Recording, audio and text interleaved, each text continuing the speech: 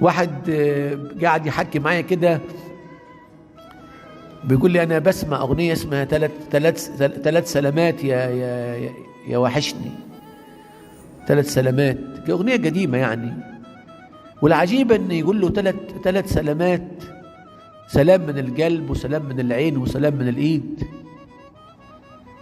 بعدك 3 ايام.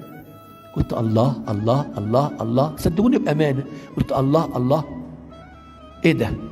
مش معنى 3 ايام، ليه ما قالش اسبوع ولا قالش يوم؟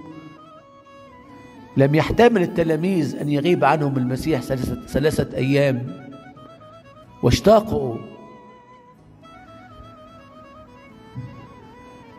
ان يروا حبيبهم.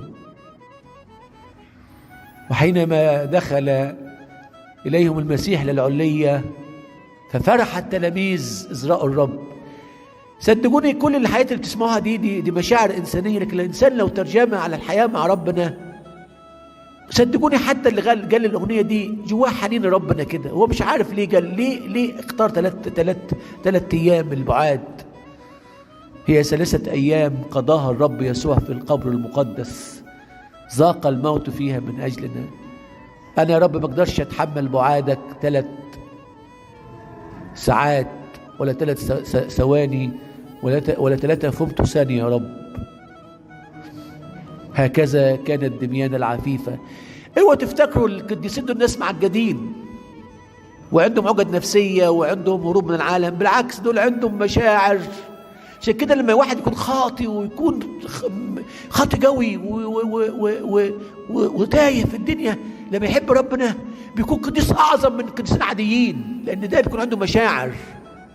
يعني واحده زي مريم المجدليه ديت لما تابت ورجعت ربنا، يعني عاشت بحب. المراه الخاطئه حينما تابت بحب، احبت كثيرا. اوعوا تحتقروا ناس خطاء اللي بيزنوا او بيسرقوا او تحتقروهم. ده هم ناس عندهم مشاعر قويه بس توجهت غلط. لكن لما تتوجه المشاعر دي صح، يحبوا ربنا حب عجيب جدا جدا. يحبوا ربنا عجيب، حب عجيب. ويقولوا احنا بس ده احنا لو نقدر نسيب الدنيا كلها عشان نحب الحبيب ده هنعمل كده.